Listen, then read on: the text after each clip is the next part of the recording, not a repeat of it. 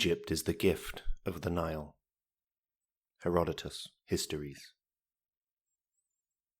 My tale becomes even more difficult, because we not only wandered through space, but also through time. Hermann Hesse, The Journey to the East. The city, however, does not tell its past, but contains it like the lines of a hand. Italo Calvino, Invisible Cities. The Floating Harbour. Prologue. Published on the 27th of July, 2019.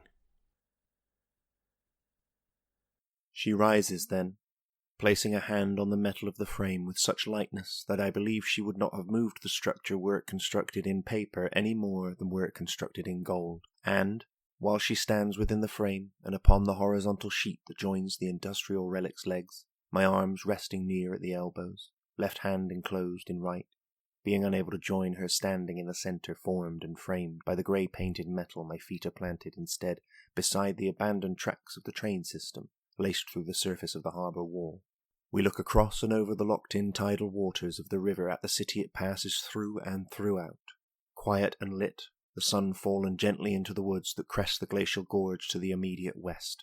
And though I may, unlike her, see before me only the floating harbour and the city outline as they presently stand and breathe, I can still sense the past it rests upon, and see it almost forming in reflection on the languid water's surface, itself reflected clearly in the flowing bright blueness of her thoughtful eyes. I give voice to her name again, though I do not shift my gaze. Yes? The way her voice blends with the feel of the slight wind, the shimmer of the calm waters and the lights of the city creates a sound to match her eyes which, as with mine, remain toward the river and its city. Will you tell me now what it means, your name? Shifting gaze and turning heads, mine now resting on the knuckles of my left hand, the right resting on the metal surface, we look across and over at each other, and she smiles to match her eyes. Crouching to end one of her rarer moments of stillness, she proceeds to trace a series of symbols into the slight dirt layer clothing the surface.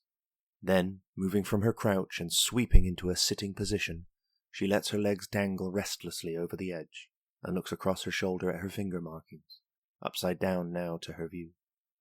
From out of a contented smile moves the sound that is the flowing deep blueness of her eyes as she assures me, "You know these symbols." I do know these symbols, and so I know the meaning of her name.